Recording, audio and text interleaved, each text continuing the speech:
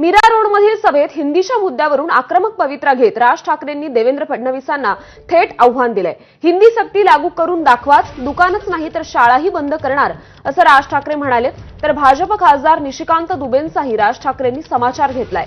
मुंबईत ये समुद्रात डुबे डुबे के मारेंगे असं म्हणत राज ठाकरेंनी दुबेंना प्रति आव्हान दिलं।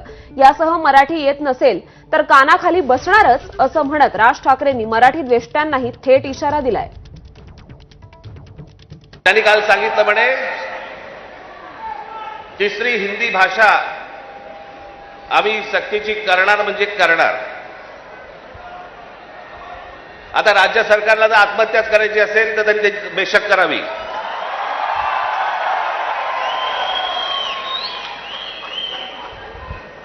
त्या दिवशीच्या मोर्चाच्या फक्त धसक्याने निर्णय मागे घ्यायला लागला होता। फडणवीसजी तुम्ही सांगताय ना की तिसरी भाषा आम्ही सक्तीची आणणार म्हणजे आणणार। मी आत्ता आपल्याला सांगतो, महाराष्ट्रात पहिली ते पाचवी हिंदी आणायचा आपण प्रयत्न तर फक्त करून बघा। महाराष्ट्र राज्याचा मुख्यमंत्री हिंदीसाठी भांडतोय, मराठीसाठी मराठी सक्तीची इतर ज्या बाकीच्या शाळा आहेत याच्यामध्ये तुम्ही आज मराठी आणली पाहिजे, सक्तीची केली पाहिजेत। ते सोडून तुम्ही हिंदी सक्तीची करण्याच्या मागे लागलेला कोणाच्या दबावासाठी? कोण दबाव टाकते तुमच्यावरती? तर भाजप खासदार निशिकांत दुबेंनी मराठी भाषेसंदर्भात वादग्रस्त विधान केलं होतं। यावरून राज ठाकरेंनी हल्लाबोल केलाय। निशिकांत दुबेंनी महाराष्ट्रात यावं, त्यांना मुंबईच्या समुद्रात डुबून मारणार असल्याचं राज ठाकरेंनी सांगितलंय।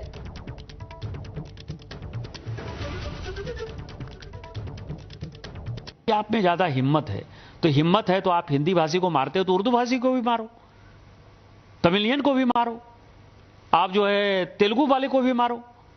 आप जो इस तरह की घटिया हरकत कर रहे हो, और मैंने हमेशा कहा है कि जब अपने घर में हो, महाराष्ट्र में हो, यदि बहुत बड़े बॉस हो तो चलो बिहार, चलो उत्तर प्रदेश, चलो तमिलनाडु, तुमको पटक पटक के मारेंगे। ये अनार्की जो है नहीं चलेगी।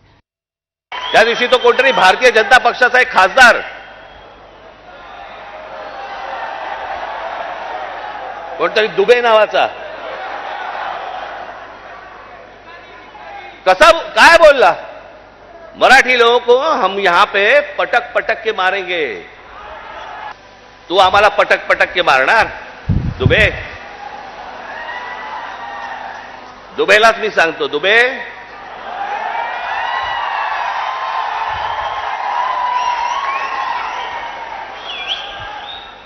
तुम मुंबई में आ जाओ,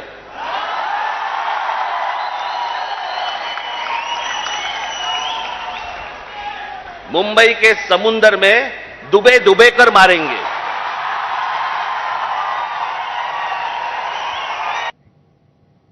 तर मुंबई हळूहळू गुजरातमध्ये सामील करण्याचा डाव असल्याचा दावा राज ठाकरेंनी केलाय। राज ठाकरेंच्या या दाव्यावर भाजप खासदार निशिकांत दुबेंनी पलटवार केलाय। मुंबई गुजरातचाच भाग होता असं विधान निशिकांत दुबेंनी केलंय। असेल तर या ठिकाणच्या सगळ्या मीरा भाईंदर पासून तिथे पालघर पर्यंतच्या सगळ्या जेवढ्या मतदारसंघ आहेत, हे मतदारसंघ ह्यांना अमराठी लोकांचे करायचे।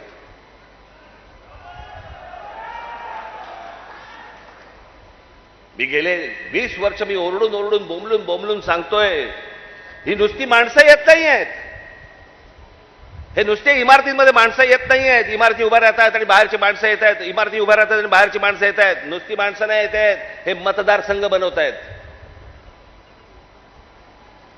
हे मतदारसंघ बनवून तुम्हाला हटवणार, तुम्हाला लांब लांब फेकून देणार।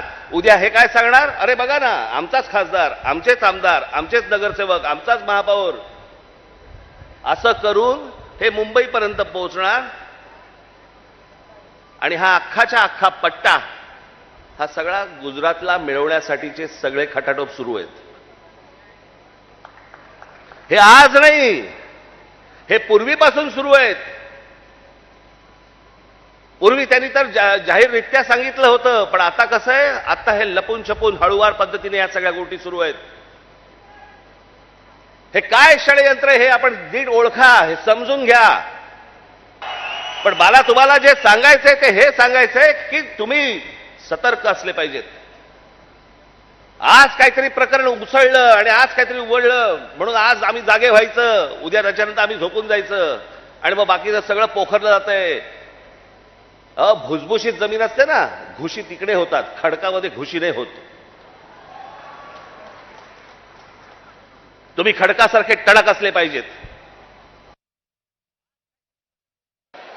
बंबई की आबादी मैं आपको बता दूं, बंबई तो गुजरात का पार्ट, जब भाषा के आधार पर डिवीजन हुआ तो बॉम्बे जो है महाराष्ट्र का पार्ट बना, बहुत अच्छा हो गया, बन गया.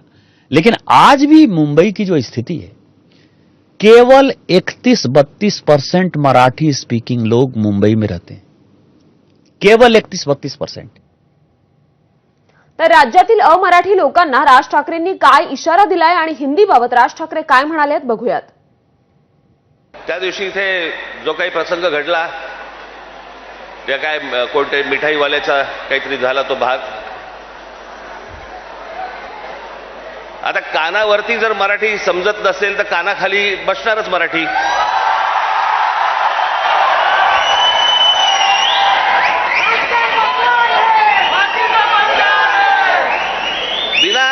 विनाकारण काहीतरी काढत असतात.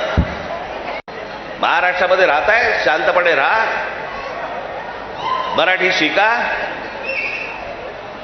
आमचं काही वावडं नाहीये, तुमच्याशी काही भांडण नाहीये, पण मस्ती करणार असाल इथे तर महाराष्ट्राचा दणका बसणार म्हणजे बसणार, एवढं लक्षात ठेवा.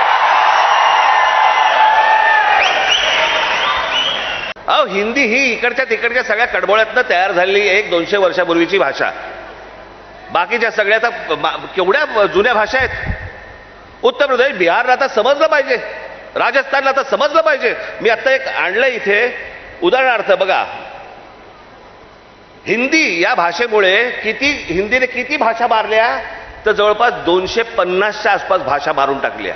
हे सगळं षडयंत्र तुम्ही नीट समजून घेतलं पाहिजे. षडयंत्र. मुंबईला जर हात लावायचा असेल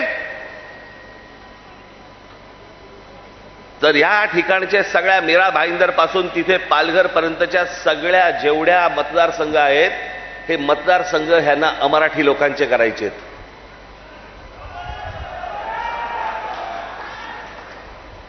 मी गेले 20 वर्ष मी ओरडून बोंबलून सांगतोय, ही नुसती माणसं येत नाही आहेत. हे नुसते इमारतींमध्ये माणसं येत नाही आहेत. इमारती उभ्या राहतात आणि बाहेरची माणसं येत आहेत. इमारती उभ्या राहतात आणि बाहेरची माणसं येत आहेत. नुसती माणसं नाही येत आहेत, हे मतदारसंघ बनवत आहेत. हिंदी या भाषेमुळे हिंदी चित्रपट सृष्टीतल्या नटनट्यांचं भलं झालं, ह्याच्या पलीकडे कोणाचं भलं झालं जरा सांगा मला. साधी गोष्ट आपण पकडूया की उत्तर प्रदेश, बिहार, मध्य प्रदेश, राजस्थान इथे हिंदी बोलली जाते. मग हे लोक उठतात आणि महाराष्ट्रामध्ये नोकरीसाठी काय येतात. दरम्यान